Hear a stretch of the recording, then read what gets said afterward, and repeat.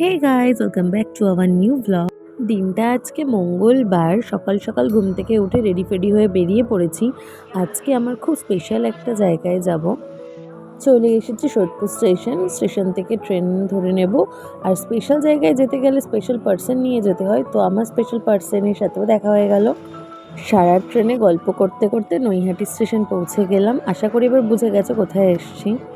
ঠিকই ধরেছো, আজকে আমরা দুজন মিলে চলে যাচ্ছিলাম বড় মার কাছে পুজো দেওয়ার জন্য। তো নেমেই মায়ের জন্য ফ্রেশ মালা নিয়ে নিয়েছিলাম। চলে এলাম মন্দিরের পাশে। এসে তো বিরাট লাইন দেখে আমরা আগে ডালা কিনতে চলে গেছিলাম।